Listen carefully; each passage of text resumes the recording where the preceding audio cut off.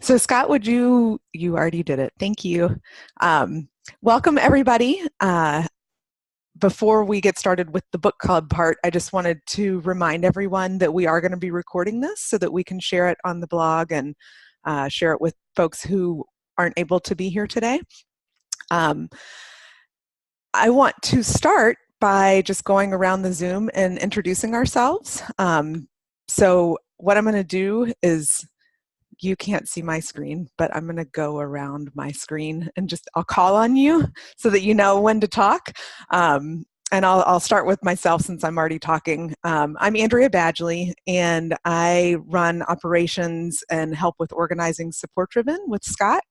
I have had Crucial Conversations on my bookshelf for quite some time, and I decided finally to read it recently, and picked it up and mentioned to Scott that I was reading it, and he said, "Oh, I want to read that too."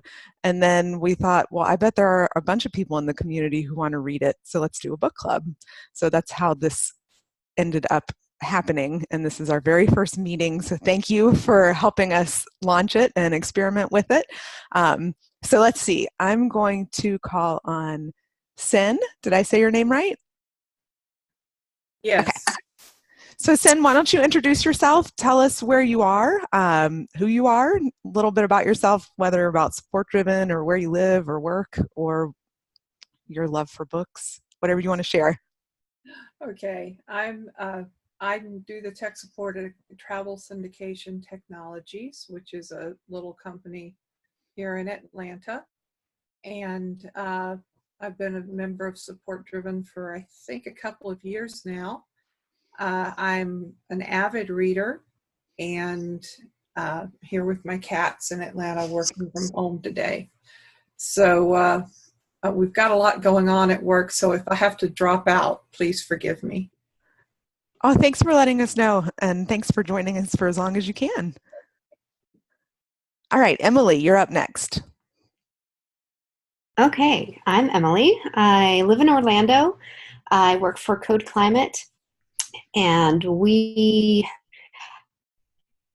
provide a pretty application for developers. And I love reading, but I don't make enough time. So this is really good. I get deadlines and reasons why I have to finish something. So it's great. Yeah. Awesome, thank you. Scott, you're up next. Scott's here as Support Driven. Right. So I started Support Driven, and this book is very timely for me. Been thinking a lot about Crucial Conversations, so I'm very happy to be able to read this book and kind of think about how to apply it. And so excited for the book club too, because I love talking about about this stuff. Thanks, Scott. All right, let's see if I say your name right. Is it Vishal? Am I close? Oh, you're muted. Let's see if I can unmute you. Oh no, I don't have that power. There you go. Yes. I'm Vishal from Mumbai, India. Can you hear me okay? I just need to test it because I'm doing this from Starbucks right now. Can you hear me properly, or is there any background sound behind this? Are you able to hear the background music, or are you able to hear me properly? Can you say that? We can understand you. Yeah, okay. So this is Vishal, and I'm a marketing enthusiast. I'm a WordPress developer, and I do sometimes a technical support for WordPress. And I'm very passionate about support and WordPress. So thanks for having me. Thanks for joining. Yeah. Crystal, you're next. Hi, everybody. My name is Crystal. I work for Articulate, and we build e-learning software. I am based out of upstate New York, and I've been a part of the support-driven community for just over a year now. Andrea, I saw you at SDX in Portland, not this past summer, but the summer before, Okay. and took away some awesome chat skills and created a whole course for my team to share that information. So, and then my team too, we also do kind of like a really informal book club type thing. And so I just finished reading The Best Service is No Service, just ways to kind of look at support in terms of not always scaling up to meet demand, but questioning why there's demand in the first place. So we love doing this kind of stuff and seeing what we can take away to make our teams better. So thank you for hosting. Excellent. Thanks, Crystal. All right. Linnell, did I say your name right? Or is that an That's I? me. It's Janelle. Okay. Oh, Janelle. Okay. Oh, there it is. My screen was covering the J. Oh, yeah. No worries. I'm Janelle, and I'm in Lexington, Kentucky, and I am a support manager at You Need a Budget. And one of my teammates recommended that I read Crucial Conversations a couple months ago, and I was just kind of putting it off. So when I saw that a group was forming to read through it together, I thought, well, now is the perfect time. So here we are. Excellent. Thank you. All right, Brian, you are next. Hello, my name is Brian. I live in Iowa City to be exact, so very creative town name. I work on the customer success team at a company called WildBit, and I'm looking forward to doing this book club. I've never done a book club before like this, so it's kind of exciting for me. I feel like sometimes I read a lot, but I feel like sometimes I just read and then I move on to the next book, or life just gets busy and I never actually apply or think about what I just read. And I think this book will be extremely helpful for me as we're launching a new product in the next month or two. And it's wonderful that customer success gets to be involved in that. And so I think probably the words and my input coming along with this product as we get to the final end it's the beginning of releasing it, is going to be very important. So I'm kind of looking forward to maybe having some skills to apply there. Excellent. Thanks, Brian.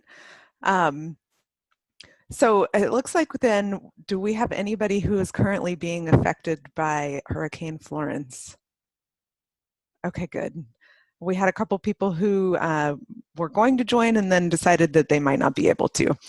So thank you everybody for the introductions. And I just want to go over super briefly how this is going to go today, and then we'll dive in. So basically, for this session of the book club, we're just going to cover chapters 1 through 3 of Crucial Conversations so that we can keep it a little bit concentrated. We didn't want to bite off too big of a chunk for everybody to be discussing different parts of the book at different times, and maybe you can only read a few chapters and somebody else has already finished. So we're just going to focus this first session on chapters 1 through 3, and then in 2 weeks we'll do chapter 4 through 6. I'll moderate the conversation today.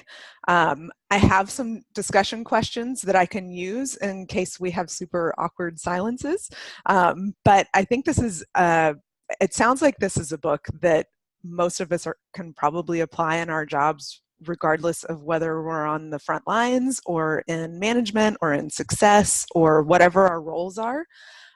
So I'm just going to kick us off with a very basic first question. And in terms of who speaks, I think we can just be really informal with this, and whoever has a thought, just go ahead and speak. If we have lots of people wanting to talk at the same time, that would be a great problem to have, and then we'll have to figure out a system. But the first question that I have is, what was your initial reaction when you started reading this?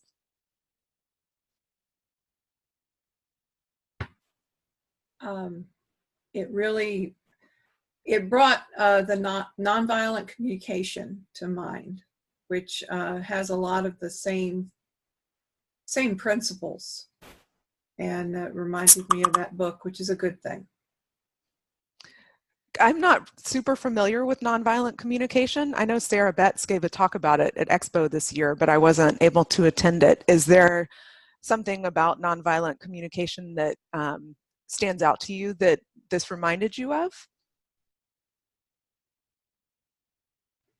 I think the fact that it really focuses on leading with your heart and communication and connecting to other people and what they need, not just focusing on, I need to get this. Mm-hmm.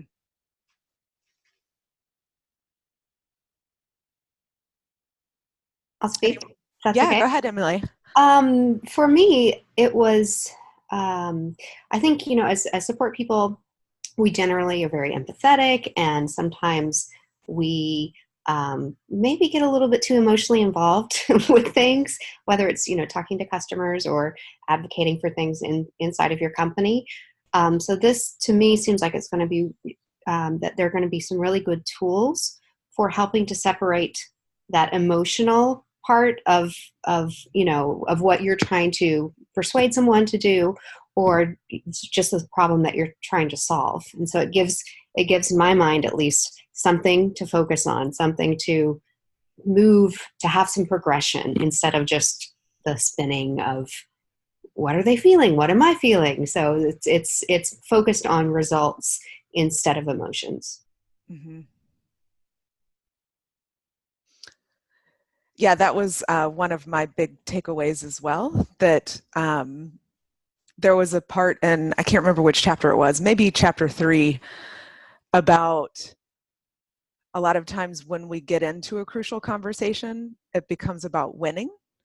And they mentioned a few behaviors that I immediately recognized in myself, like focusing on details and arguing details and quibbling over details instead of, or quibbling over the examples somebody uses to express a larger point, rather than just stepping back and saying, okay, what are we really talking about here? Are we talking about this one little thing that they used as an example, or are we talking about something bigger?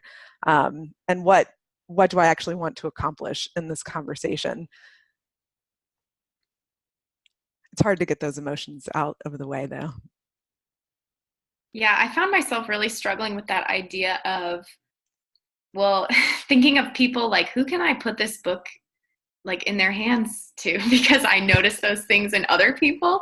And then as soon as I had that thought, it was like, you have to work on yourself first. You have to figure this out on your own, rather than just thinking of all the people that it'd be helpful to apply this to. Mm-hmm. So that was interesting. Yeah, I thought that was funny when the author mentioned giving it to somebody else with all the parts underlined that you think they need to read. I was like, oh, I've done that. Yeah, totally. But you can't change anybody else's behavior, only your own. Mm-hmm. Yeah, the affecting your behavior first is kind of the biggest thing I took away from the first 3 chapters. Is sometimes, as the book touched on, you so much want to change somebody else's behavior, but you really have to realize it all starts with you. And I think that's kind of good to keep in mind for a lot of things in life. Mm-hmm.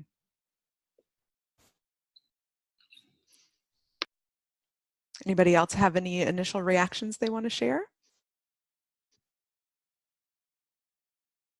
If not, I also wondered if there was anything in particular that came up for you that you wanted to bring to the group today. Anything you took notes on that you were like, oh, I want to talk to other people about this thing. Yes, I thought there was a quote in there that I thought was really interesting about how the problem isn't in the behavior, in our behavior, it's in our motives, right? Which I think, well, often when we're thinking back on conversations that went sideways, it's like, oh, I wish I hadn't said that, or I wish I hadn't done that.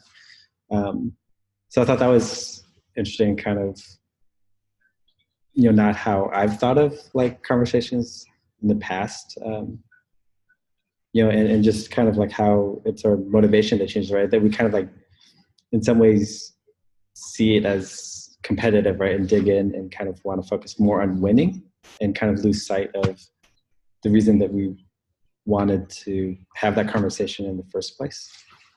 And I was just curious if, about like how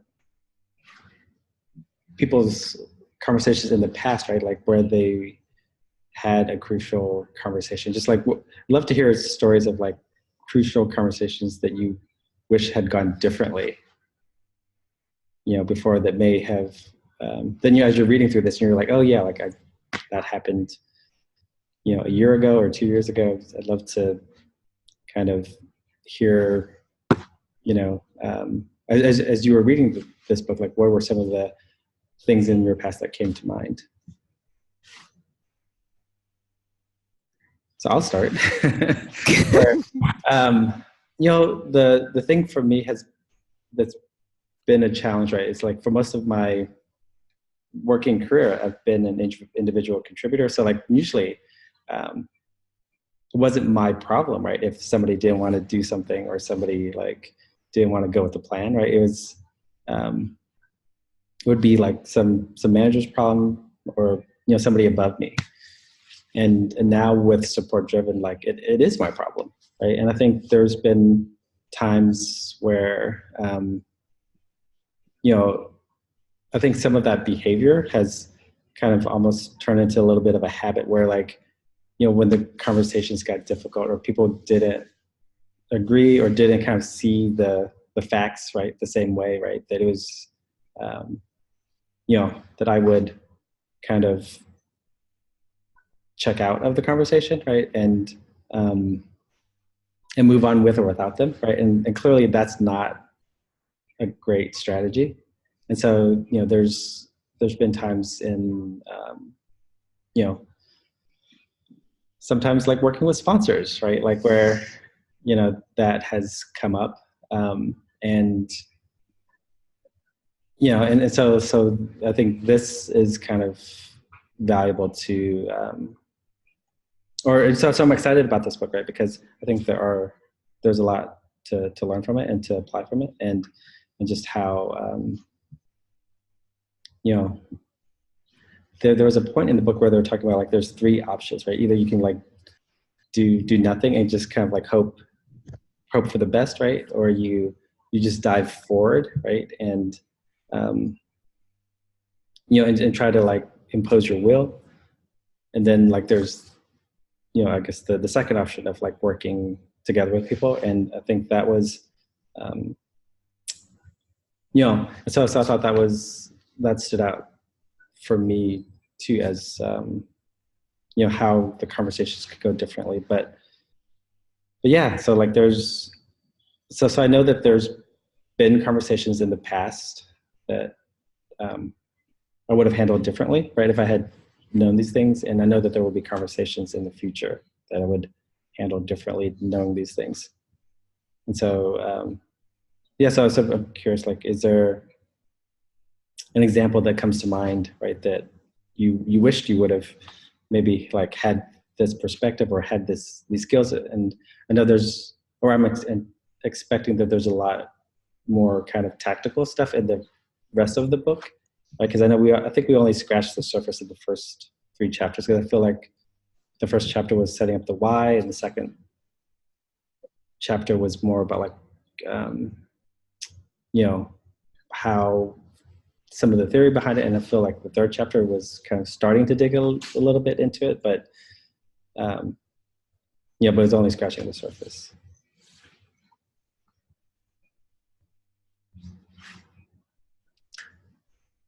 I know this is a hard question to answer, but if anybody does have any of crucial conversations that they wish they would have had these skills for, please. I guess for me, I think sometimes I fade to the type of person that just says nothing.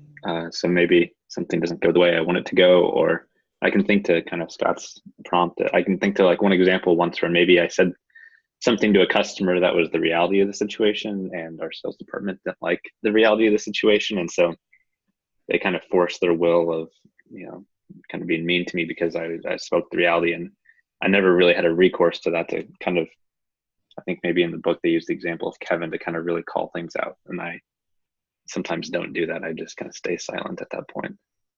Mm-hmm. Yeah. So I think that brings up a good point too, of like, why don't we have these conversations? or, because of why, why is there a book about it? Like, why don't we kind of automatically, why aren't we automatically having these conversations that we know are important, right?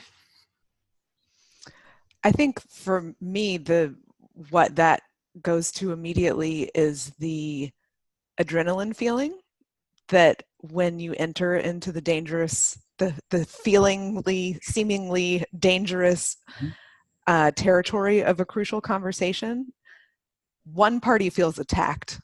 Typically, I think that's fair to say that somebody feels on the defensive, which that triggers that fight or flight response, which that was one of my other big takeaways from this, was that in the past, when I've had really hard or scary or crucial conversations, my body feels flooded and my brain doesn't work. Like, I know that I have something really important to say, or, whether I'm trying to defend myself or trying to make what I think is an important point, my brain doesn't work.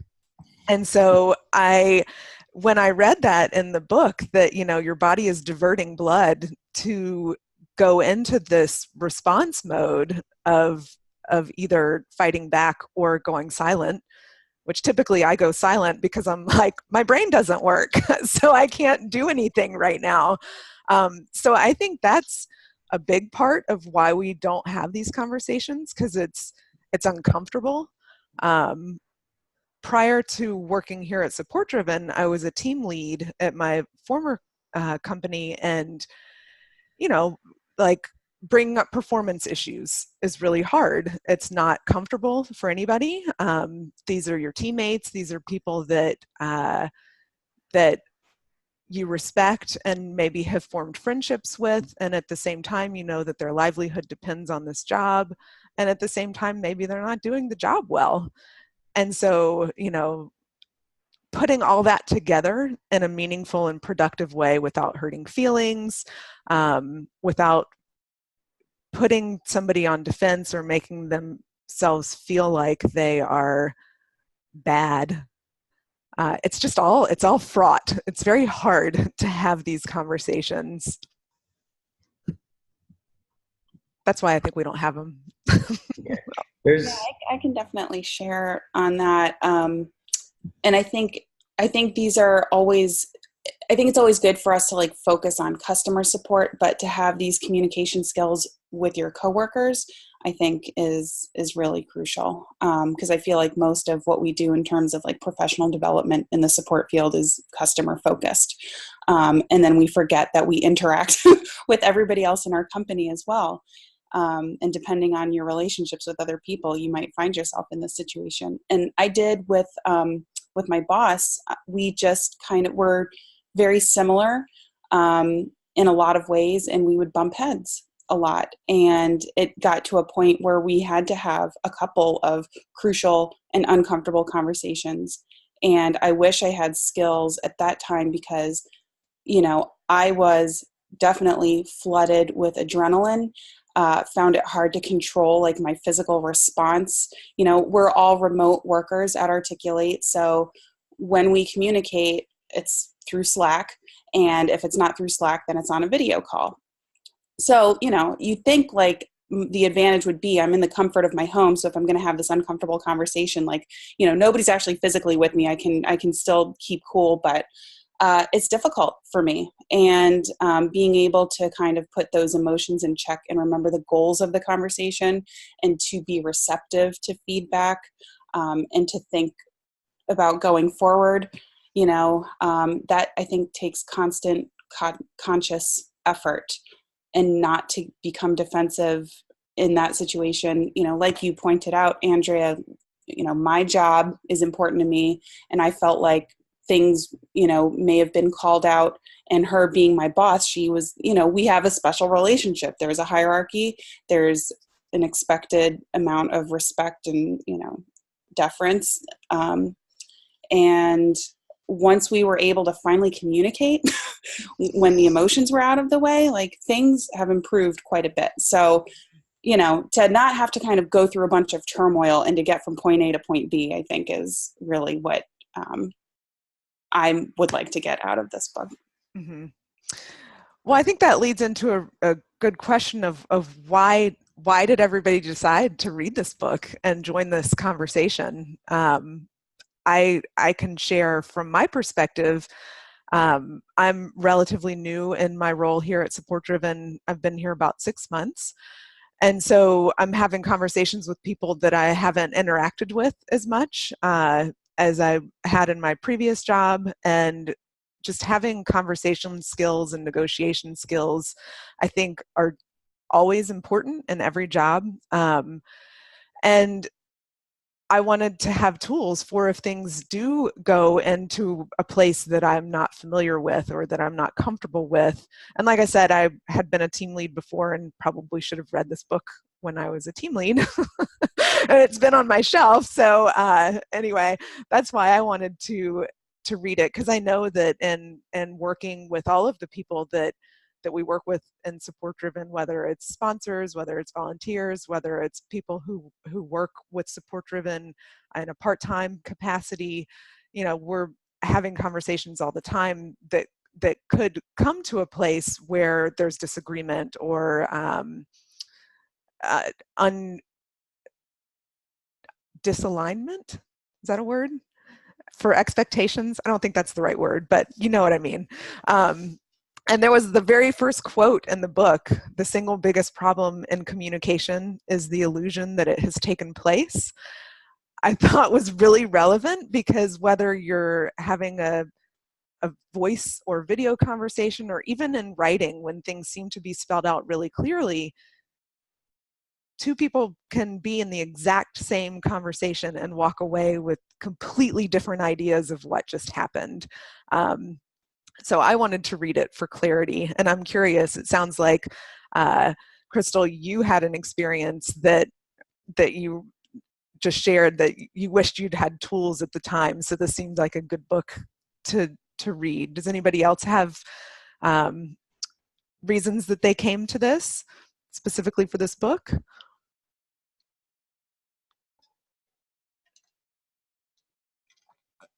Well, I think for me, it's not only this product launch where I think my input can be very valuable, but you know, everybody on the project is very passionate, but also kind of like articulate my company is remote. So sometimes I will go, you know, maybe 2 or 3 weeks without talking to someone, and that makes the time that I do speak to them even more crucial, because we do have a really great communication system, but I just need to make sure when I do communicate, it's valuable, and kind of what you're saying about you know, the illusion of a conversation. You need to make sure it's clear and all that good stuff.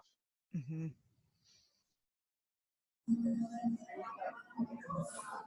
For me, it's to grow my skills, to add up my skills about this customer support and all. I came here to attend this, and this is my first time attending this kind of Zoom meeting, so that's it.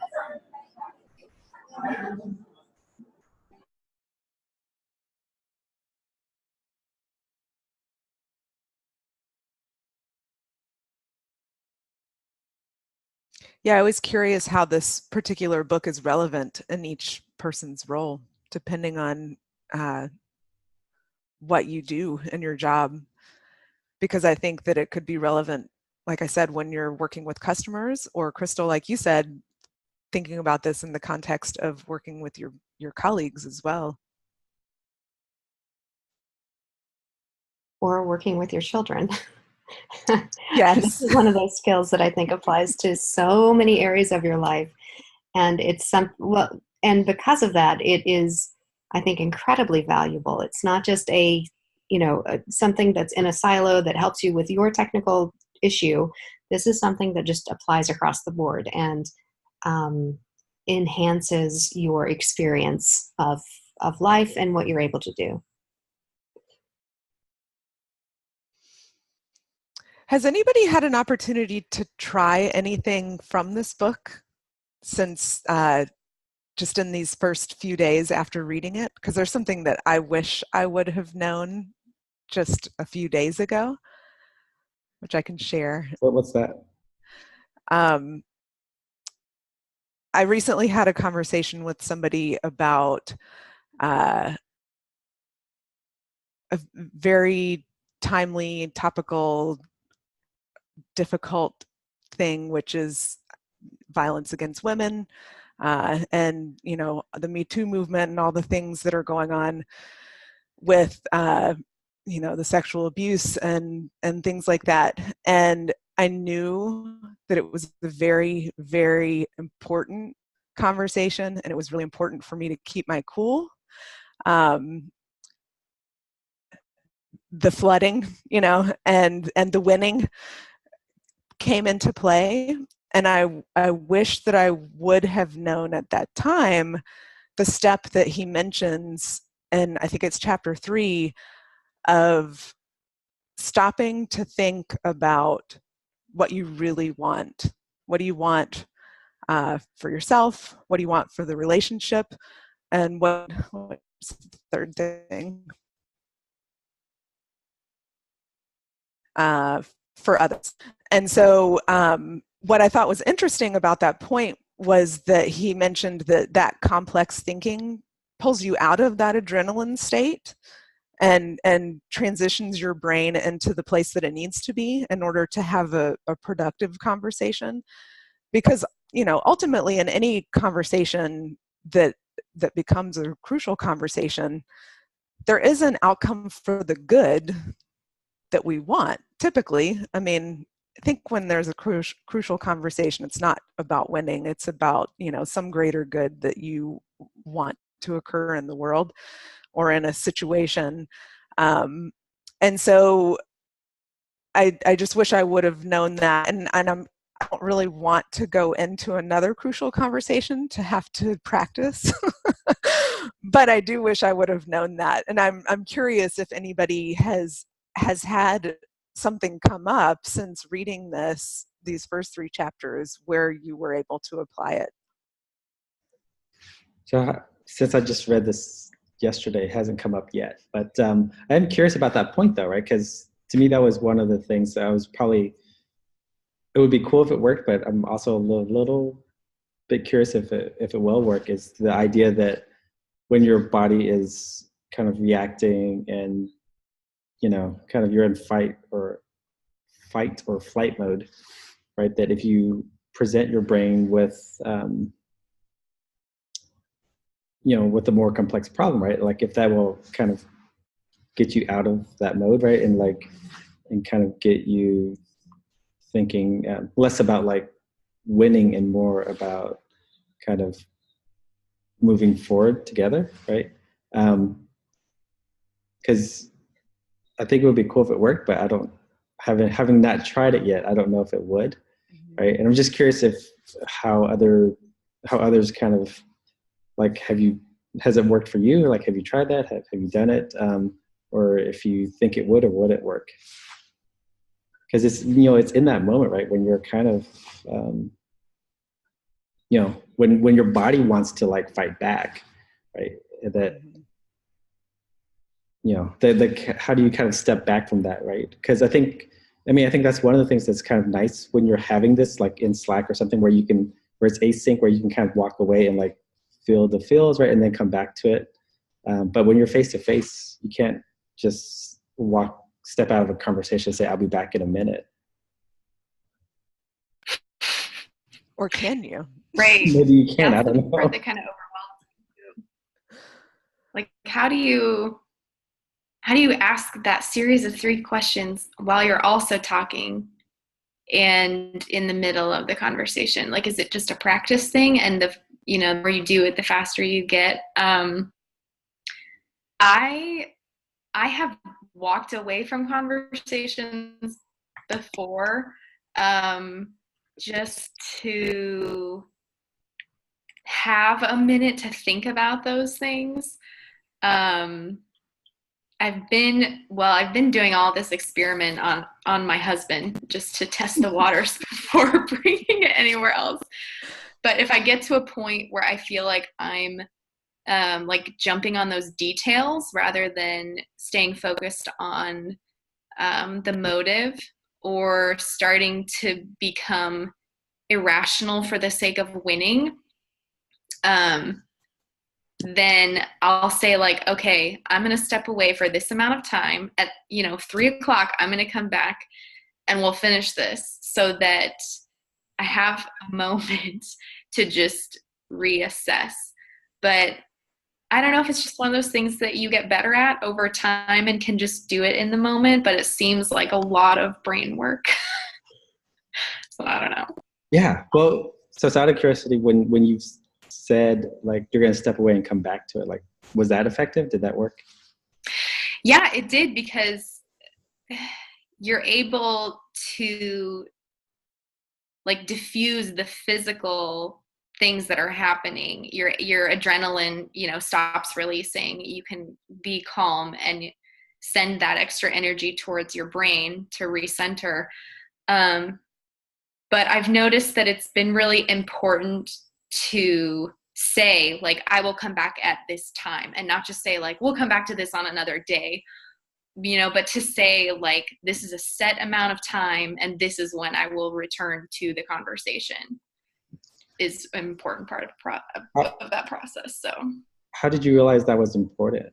Like, or what was it about kind of this that you realized, like, yeah, that's kind of should be a part of it? I think it's just one of those things where, like, we could both do that, but because it's a crucial conversation, which most people like to avoid, then there's no accountability. Like, well, maybe we'll just never talk about it again, and we'll just avoid this as much as possible. But if you set the details before you walk away, then both parties know that there is still an intent to work through whatever is happening, and you're not just going to keep ignoring it.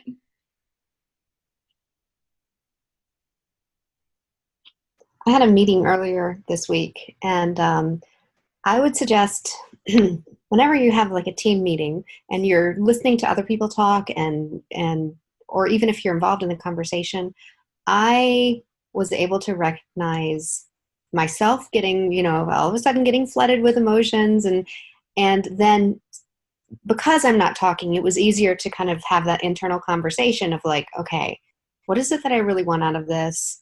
The 3 questions. And that actually, it helped me to calm down and listen better during that conversation. And then after the meeting, I didn't get everything that I wanted, but I went and thought again about, okay, well, what is it that I really want out of this? And some of the things that I was still holding on to were not they were the process instead of the outcome. And so kind of being able to, again, just review that and make that become more of a habit. I think it is practice, but it doesn't always have to be with a crucial conversation.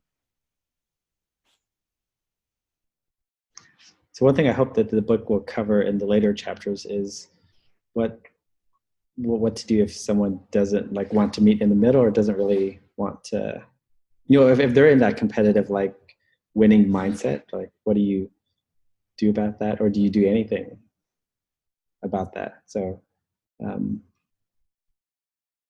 yeah, so I'm curious about that. And then I think with the 3rd chapter, right, it's starting to get into a little bit of it. Like, what were the takeaways, or what were the things that kind of or what's the thing that you could see doing differently when a crucial conversation comes up?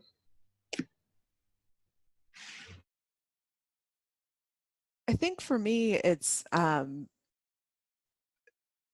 what Janelle was just describing. And I think I've done this sometimes. I'm trying to think back, because my work has been remote over the past few years. So most of my conversations that happen in real life, those crucial conversations are with my husband or my kids.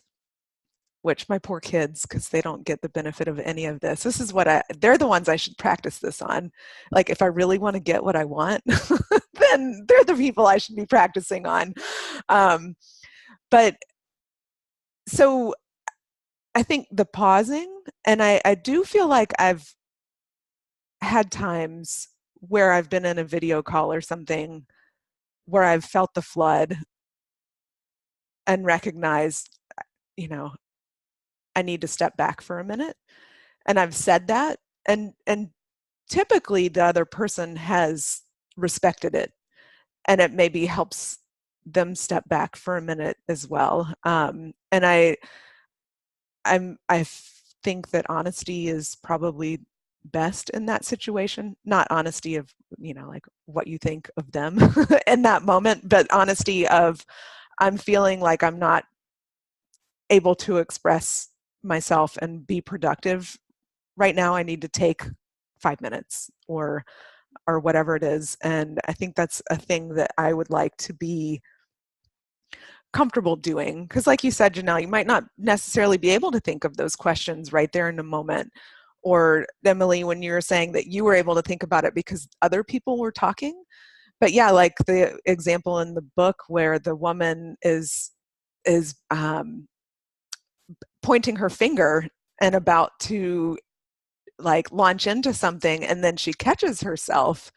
I mean, that takes a lot of discipline, or I don't know what the word is, but to be able to turn yourself in a moment like that. And I would like to be able to do that.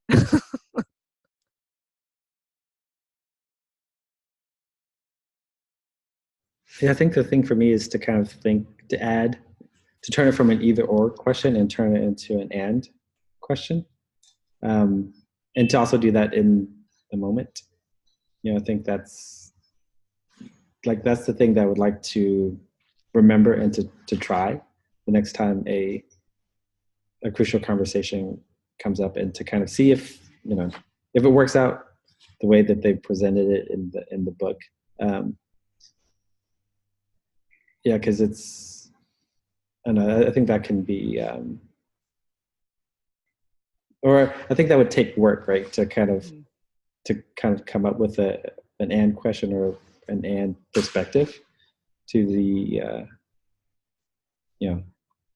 to the situation. Did it take anybody else a few readings of that section to understand what he meant by the fool's choice? Because it took me a few times to understand the and the it doesn't have to be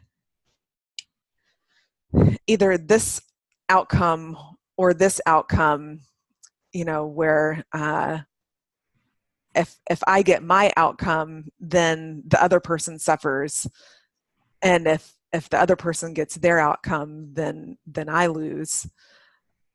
But that we can have the conversation and have a good relationship at the end of it.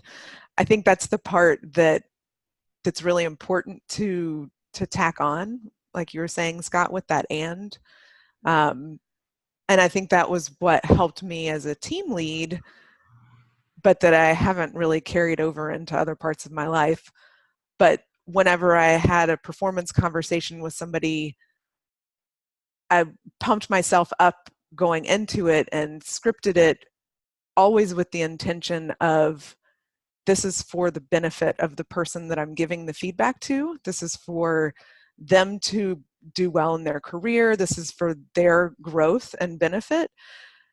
And so it became that and, not of either you do this thing or you're out of here, but here's an area for growth. And I'm telling you this because I care about you and because I care about your professional development. And if you do this thing, then you will grow. So I think that's kind of the and, maybe. So you mentioned something that got me thinking about, like, how sometimes you're coming into these hard conversations prepared, right, to make some points, right? I think the thing that's essential with that too is to give them a chance to speak, or to have them speak, right? Because I think that's one of the things that I found difficult with these types of conversations is if I'm the only one that's spoken during the conversation, then I have no idea whether, what they're thinking, what they're feeling, what they want. And maybe they're kind of taking that, maybe they're choosing option 3 of like, just don't say anything and see what happens, so I think one of the things that I would want to keep in mind, right, is to listen first, right? Especially if I'm coming in prepared for the conversation and I've already got all my points made, because I think that can also be intimidating too for someone who's just like, this is news to me, right? And then clearly you're prepared, right? And I'm not. And, it might be safer, right, to not say anything so that, so I don't come across as unprepared or sounding foolish or saying something I might regret. Mm-hmm. I think one of the neat ideas that was new to me was that was in the book was this idea of the, when they were talking about the fool's choice, there also was another idea that they brought up that they called the pool of shared meaning. I thought that was pretty neat, and something that I hadn't, or that was a perspective I hadn't thought of before, was kind of what are the things that we can agree on, right? Or what are the things that we're talking about even, and to kind of try to create an environment for everybody to contribute to the pool of shared meaning.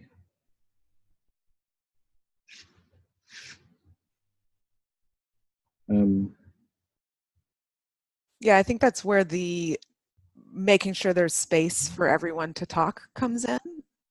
Yeah. Because otherwise you're only operating from whatever has been voiced. And if you're the only voice, then there is no pool of shared meaning. There's only your pool of meaning.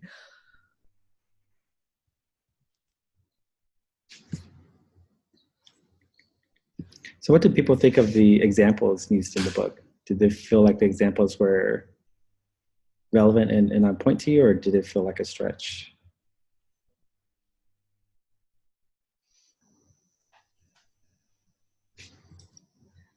I think they're relevant, but I think like Scott, I'm waiting for the, okay, so the examples I understand, I can follow them along.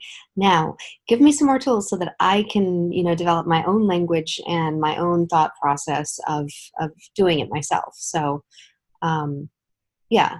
I mean, there was part of the conversation with the husband and wife where I don't see that as a reality, but I mean, it was good enough for now, but I want to see more and more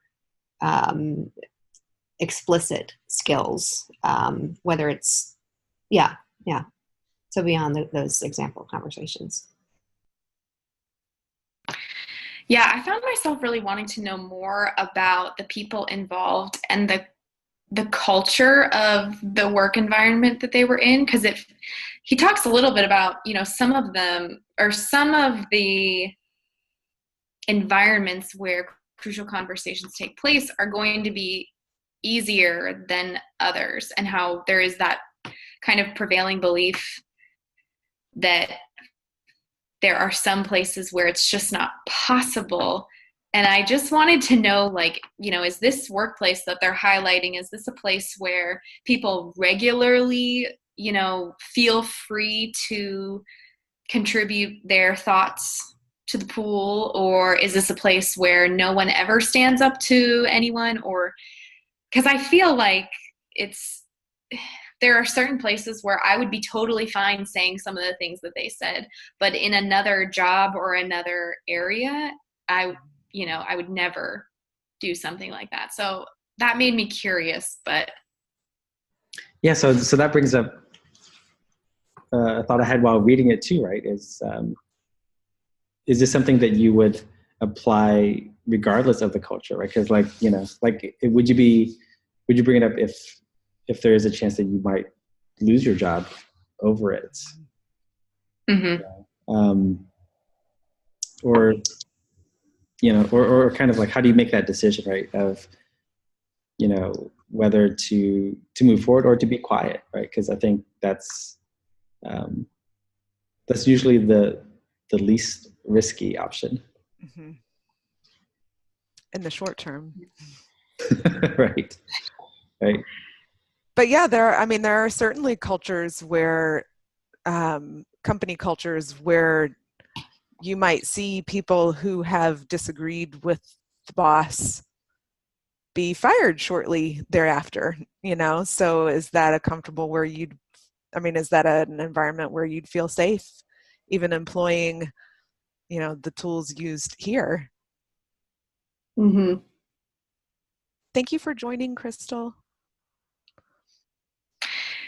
Yeah, and like, how do you adjust your dialogue based on the environment, or is it going to be the same regardless because you're saying what needs to be said? I don't know. Yeah, so I think Andrea brings up a pretty good point of it might be safer in the short term, right? But if it's a environment where like you can't have those crucial conversations, or where everybody's skills and experience aren't being applied to the problems, right, that the organization is facing, is that maybe in the long run it might not be a place that you want to be at, right? You know, and I don't know, I think it's in terms of like whether you should do it all the time or not, I think that's a tough question, right? In a very personal question, right? Because it might depend on like your kind of your status, right? Like how comfortable would you be if you got walked out the door after the meeting was over? Mm-hmm. Yeah. Well, it's so here's kind of a related question. It's like, what are some of the things that would indicate to you that you are in an environment like where you can have these conversations, and where, you know, it's not about punishment and whatnot? Like, what are some of the things that you would look for? Like, if you're kind of like joining a company, or you're joining a team, or just, you know, like, what would you look for in the environment, in the culture, to know if, you know, if you can be candid? I think that sometimes it's hard to judge from the outside, Mm-hmm. but you know, I think it's, you know, they use the example of a hospital in the book, and I think that's a good one where you can probably assume that's going to be the type of case where it's very top down and not necessarily militaristic, but it's kind of like, you know, the person at the top tells you what to do and you're supposed to go just do it. So I think that's sometimes hard to gauge from the outside, though, because maybe you'll ask a question and somebody will, maybe not purposely dishonestly, but they'll be like, yeah, everybody has an opinion here and we listen to all. But it's sometimes when that crucial conversation actually happens is when you find out if that's the case or not. Yeah. I think I would try to gauge if they were people who were able to easily change their mind about things. Mm-hmm. Right. Well, so one way to tell is like how important do they value winning, right, or being right, versus listening to other people, or kind of staying focused on, you know, on what's best for the company, or like what the objective reason should be. Yeah, I think listening is a good start, right? Because if someone is not trying to listen or doesn't listen, then the chances that they would value crucial conversations, I think, would be a lot less, right? So I mean, that's one of the things I would look for. I think also, though, if you are in this practice of asking these questions and in preparation for conversations, and you know that person is, you know, wants to win, your tactics change slightly because you want them to feel like they're winning. So I think a lot of it is just, for me, it would be helpful in preparing to talk to explore a topic and to talk to someone about it. Mm-hmm. I think what I look for also is the receptivity of feedback. So, or contradictory opinions or what have you. Like if you observe that somebody in a place of power, when another person brings them something contradictory to what they're saying, or, you know, bring something up that might be uncomfortable, and that person in the place of power says, oh my God, I hadn't even thought of that, you know, or that's an interesting idea, let's talk about that, or this is awkward, let's dive into it, you know, which you've done with me, Scott. We've had lots of awkward conversations and you're very receptive to it, which makes it me feel comfortable bringing things that might not be comfortable. But if you see in the workplace that, you know, the people in the place of power just immediately shut things down or say, you know, just give the indication that they don't want to hear it, and they're not going to listen, then that might give you a different idea of what the company culture is like versus, you know, somebody being approachable and you being able to observe that they are approachable. So I really hope this book goes into that aspect of things, of the aspect of, you know, what to do if someone isn't receptive, right? And, or kind of cover strategies or stories or just something around that, right? Because I feel this is a lot easier if both parties or if everybody is kind of working towards a common goal. You know, and so yeah, so I'd be curious, like, are there strategies to kind of help people get there, or do you just kind of, or do they just need to be there, right? So I don't know, but I hope it's covered. It's hard to tell from the chapter titles if it covers it, but we'll see. All right, we've got 3 minutes left. Is there anything else that anybody wanted to bring up before we close this out? Yeah, so as far as I guess. Go ahead. Oh, I was just gonna say, Scott asked about like what examples we liked. I actually found, I don't have kids, but I found the one about Disneyland the most relatable. Just because like the other conversations, like I know the book is called When the Stakes Are High, but it's not like I'm going into like budget meetings to choose headquarters and stuff like that.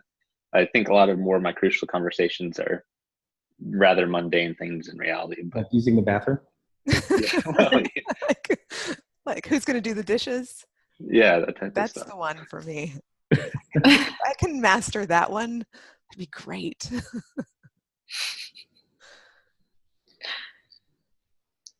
So yeah, Brian, I think what it sounds like what you were saying is that at first it might seem like, oh, these have to be really important, like life-changing conversations, but really there are conversations that happen every day in our lives that are crucial, but on a different scale. And that this will hopefully be helpful for those. Yeah, so having read the first 3 chapters, I'm pretty optimistic about the rest of the book, because sometimes businessy type books can be filled with a lot of fluff, right? And you're just kind of like, there's maybe 2 or 3 good points, and then they're trying to write like 400 pages of it. But I feel like this one's pretty good. I think maybe because it has gone through like a second revision, but I'm looking forward to reading the next 3. And from the titles, it looks like it will be kind of more tactical. And so I'm looking forward to kind of digging into like, well, how do you do it, right? Because I'm already sold on the why you should do it, and why this is important, and like how this is, why it matters. Well, cool. Well, thanks everybody. If if you'd like, I'll go ahead and send everybody another calendar invitation for the next one. If anybody would like to lead the next discussion, just ping me on Slack, and I'll send out those invitations. And thanks for coming. All right, thank you. Look forward to Bye, it. y'all. Everybody. Later.